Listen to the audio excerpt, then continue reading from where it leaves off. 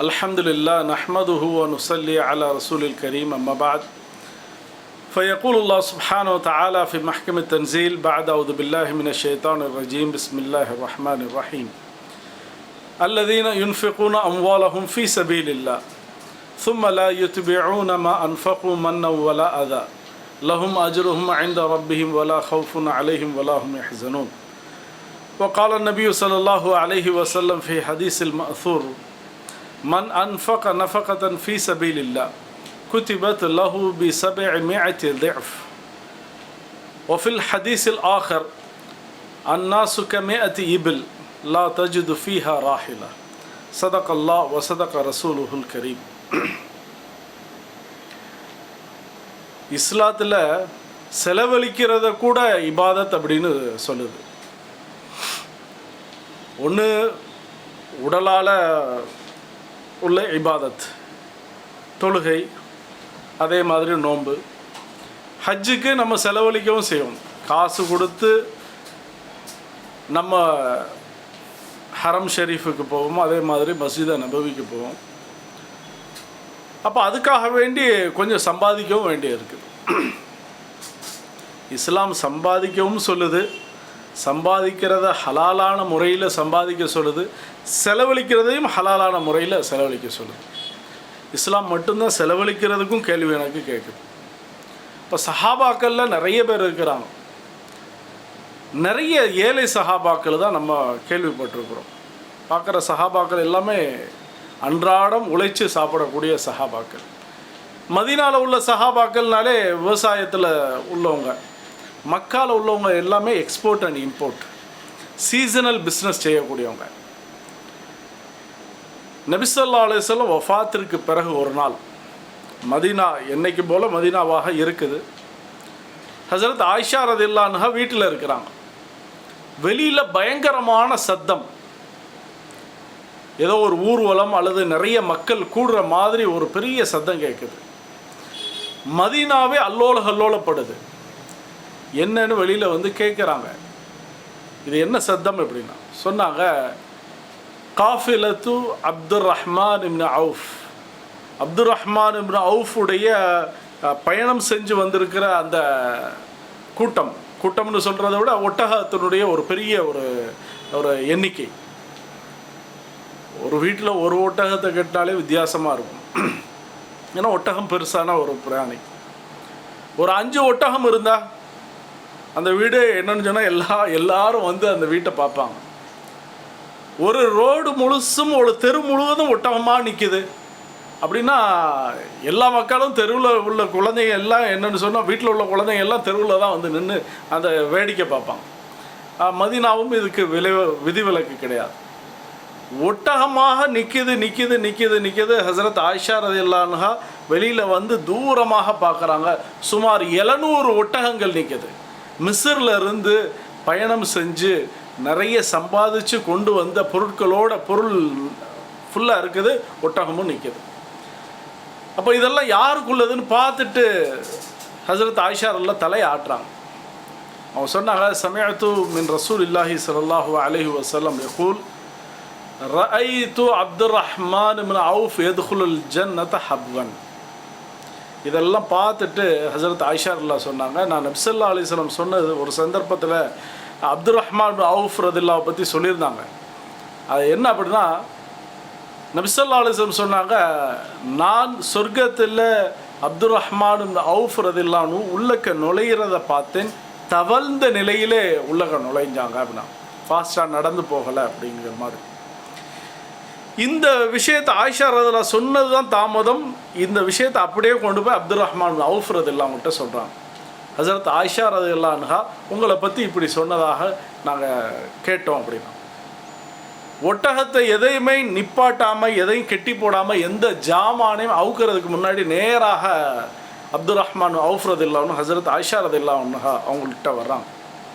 சொன்னாங்க, அம்மா இன்னி உஷ்ஹிதுகி, இப்போ நான் உங்களை சாட்சியாக வச்சு நான் சொல்கிறேன், இந்த ஒட்டகங்கள் எல்லாமே மா அக்தாபிஹா வஹ்லாசிஹா, அந்த ஒட்டக தொட்டில், அதே மாதிரி அந்த கால் வைக்கக்கூடிய அந்த செப்பல் வைக்கக்கூடிய அந்த இடம் அந்த கயிறு எல்லாமே சேர்த்து ஃபீ சபீலில்லா அல்லாஹ்வுடைய பாதையில் கொடுத்துட்டேன் அப்படின்னா. இப்போ 700 ஒட்டகத்தில் உள்ள ஜாமான்கள் அப்படின்னா கற்பனையே செய்ய முடியாது, அவ்வளோ நிறைய ஜாமான்கள். இந்த ஒரு வார்த்தையை கேட்ட உடனே என்னென்னு சொன்னால் ஹசரத் அப்துல் ரஹ்மான் அவுஃப் ரதியல்லாஹு சொன்னால் எல்லாமே அல்லாஹ்வுடைய பாதையில் ஏழைகளுக்கு கொடுத்துருங்க அப்படின்னா. ஹசரத் அப்துல் ரஹ்மான் அவுஃப் ரதியல்லாஹு அன்ஹு வந்து இஸ்லாத்துக்குள்ளே வந்தது 8வது நபராக வந்தவங்க. ஆரம்பத்திலே இஸ்லாத்துக்குள்ளே வந்தவங்க. பத்ர் போரில், உஹது போரில், நபி ஸல்லல்லாஹு அலைஹி வஸல்லம் அத்தனை யுத்தங்கள்லையும் கலந்துக்கிட்டவங்க. தீனுக்காக வேண்டி அவ்வளோ செலவு செய்யக்கூடிய ஒரு சஹாபி. ஒரு சந்தர்ப்பத்தில் நபி ஸல்லல்லாஹு அலைஹி வஸல்லம் போருக்காக வேண்டி சில ஜாமான்கள், போர் தளவாடங்கள் வேணும் அப்படிமா. அப்போ அப்துல் ரஹ்மான் அவுஃப் ரதியல்லாஹு 500 குதிரைகளை அனுப்பி வச்சாங்க. அதே மாதிரி ஒரு நாளில் 1500 குதிரைகள் அதனுடைய ஜாமான்களோடு அனுப்பி வச்சாங்க. அவ்வளோ செலவழிக்கக்கூடிய நபர், தீனுக்காக வேண்டி அவ்வளோ செலவழிக்கிறோம். ஆரம்பத்தில் இவங்க வந்து ஒரு முஹாஜிர், மக்காலிருந்து ஹிஜ்ரத் செஞ்சு வந்த சஹாபி. நம்மளுக்கு நல்லா தெரியும், மக்காலிருந்து யாரெல்லாம் ஹிஜ்ரத் செஞ்சு மதீனாவுக்கு வந்தாங்களோ அவங்களோட ஒரு அன்சாரியை நபி ஸல்லல்லாஹு அலைஹி வஸல்லம் சேர்த்து வச்சாங்க. அதுக்கு சொல்லலாம் முஆஹாத், சகோதரத்துவம் அப்படிங்கிற அடிப்படையில். ஏன்னா மதீனாவில் இருக்கக்கூடிய சஹாபாக்கள் பெருசாக தொழில் துறைகளில் இல்லாதவங்க, எல்லாம் விவசாயிகள், யூதர்கிட்ட வேலை செய்கிறவங்க. அப்போ இவங்களுக்கு வரக்கூடிய அந்த முஹாஜிரின்களுக்கு உணவு, உடை, உறைவிடம் எல்லாம் கொடுக்கணும். அப்போ அதுக்காக வேண்டி செஞ்சு வச்ச மெத்தடு தான் அந்த முஆஹாத். ஒவ்வொரு முஹாஜிரும் ஒரு அன்சாரி கூட இருப்பார். அப்படி அப்துல் ரஹ்மான் அவுஃப் ரதியல்லாஹு அவங்களோட நபி ஸல்லல்லாஹு அலைஹி வஸல்லம் சஅத் இப்னு ரபீஅ அப்படிங்கிற ஒரு சஹாபியோடு சேர்த்து வச்சாங்க. எல்லாருமே ஏழைகள் தான், ஆனால் அன்சாரிகளில் சில பேர் என்னென்னு சொன்னால் நல்ல தனவந்தர்களாக இருந்தாங்க. சஅத் இப்னு ரபீஅ சொன்னாங்க, அன் அக்ஸரு அஹ்லில் மதீனத்தி மாலன், மதீனாவாசிகள்லையே இருக்கிறதுலே பெரிய செல்வந்தர் நான் தான். ஃபந்துர் ஷத்ர மாலி ஃபஹுதுஹு, என்னுடைய காசில் பாதியை நீங்கள் எடுத்துக்கோங்க. ஓ தஹ்தி இம்ராத்தான், எனக்கு கீழே 2 பெண்மணிகள் இருக்கிறாங்க, என்னுடைய மனைவி. அதில் உங்களுக்கு யார் பிரியமானவங்களோ சொல்லுங்கள், நான் தலாக் கொடுத்து உங்களுக்கு கட்டி வச்சுருந்தேன். இது அவங்களுடைய பெருந்தன்மை. இதை கேட்ட உடனே அப்துல் ரஹ்மான் அவுஃப் ரதியல்லாஹு சொன்னாங்க, பாரக்கல்லாஹு ஃபி அஹ்லிக் வ மாலிக், உங்களுடைய பொருள்லையும் சரி உங்களுடைய குடும்பத்திலையும் அல்லாஹு தஆலா பரக்கத் செய்யட்டும். துல்லூனி அலசு, எனக்கு கடை வீதி எங்கே இருக்குதுன்னு மார்க்கெட்டை காமிச்சா போதும்.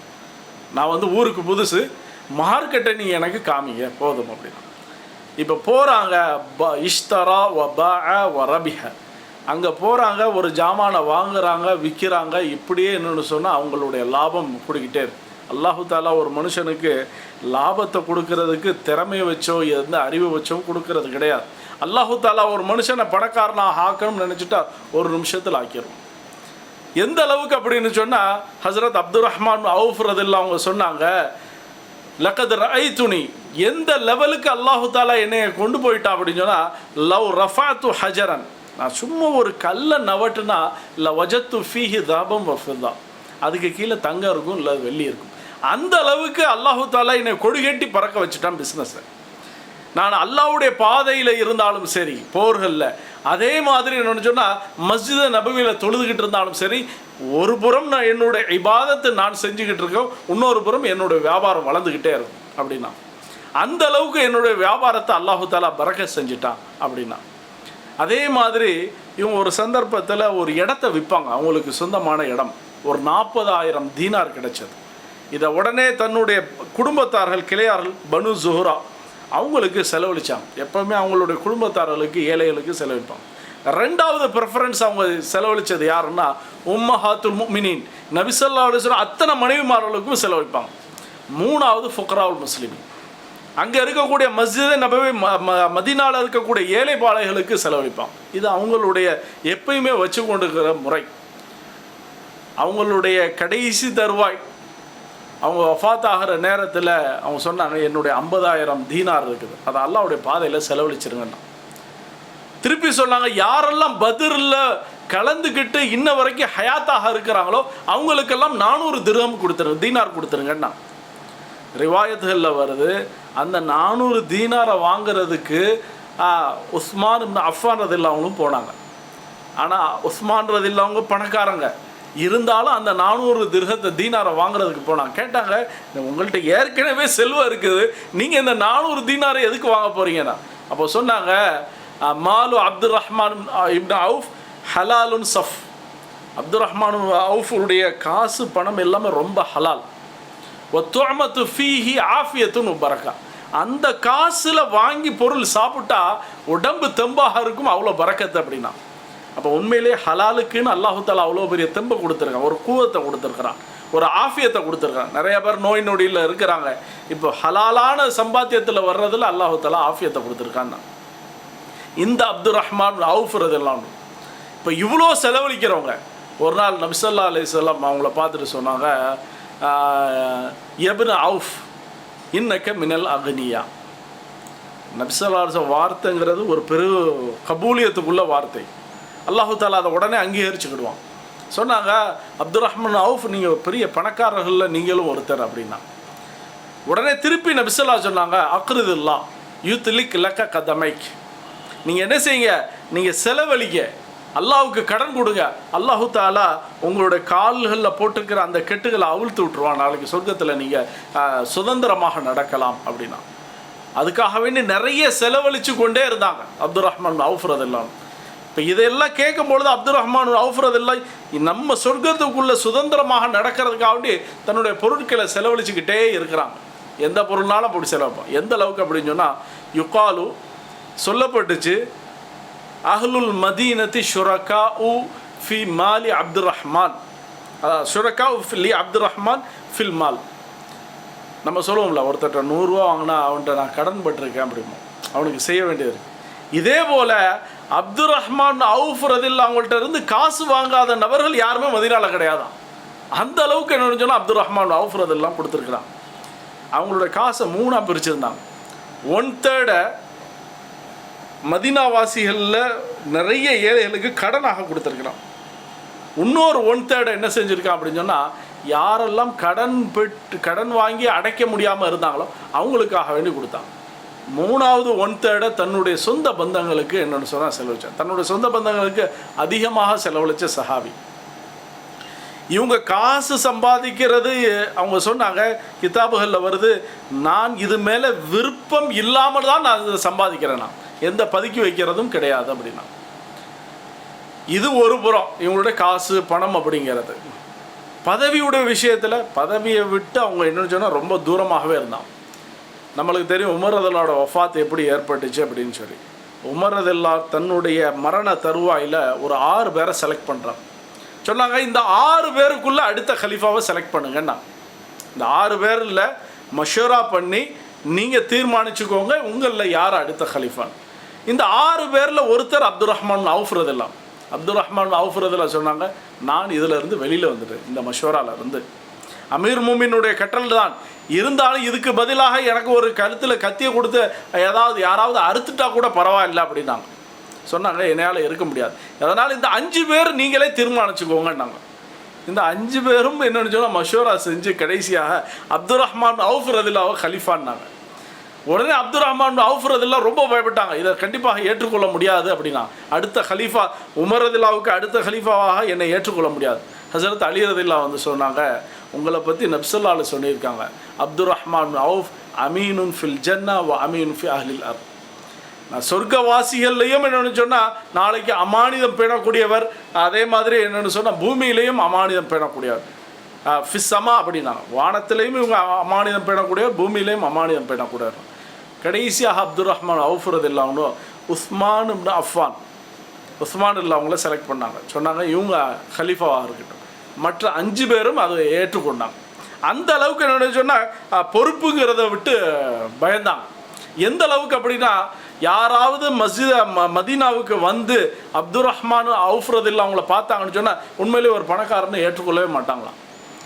எந்த அளவுக்குன்னா வேலைகளை தன்னுடைய சக ஊழியர்களோடு சேர்ந்து செய்வாங்களாம். இன்னும் சொல்ல போனால், அல்லாஹு தாலா ஒருத்தருக்கு காசு பணம் கொடுக்கறதுக்கு அவர் நல்ல ஒரு திறமை வாய்ந்தவர், நல்ல பேச்சாற்றல் அப்படிங்கிறத வச்செல்லாம் கொடுக்கறதில்ல. பத்ரு அல்லது உஹதுடைய யுத்தம், இந்த உஹதுடைய யுத்தத்தில் இவங்களுக்கு உடம்புல காயம் மட்டும் 20 காயம் பட்டுச்சு, காலில் பெரிய காயம். அதனால் கால் நொண்டி தான் நடப்பாங்க, ஊனமுற்றவர். அதே மாதிரி இவங்களுடைய முன்னாடி உள்ள இந்த 2 பல், இந்த பல்லில் ஒரு பல்லு பெருசாக உடஞ்சி போச்சு, அதனால் பேச்சும் தெளிவாக இருக்காது. சொன்னாங்க, லஅரஜுல் அஹ்தம், காலும் ஊனமானவர், ஒரு கால் நொண்டி நொண்டி சாய்ச்சாச்சு நடப்பாங்க, பேச்சும் தெளிவில்லாத ஒரு பேச்சு. இப்படிப்பட்ட நபருக்கு அல்லாஹு தாலா செல்வத்தை என்னன்னு சொன்னால் அள்ளி கொடுத்தான்.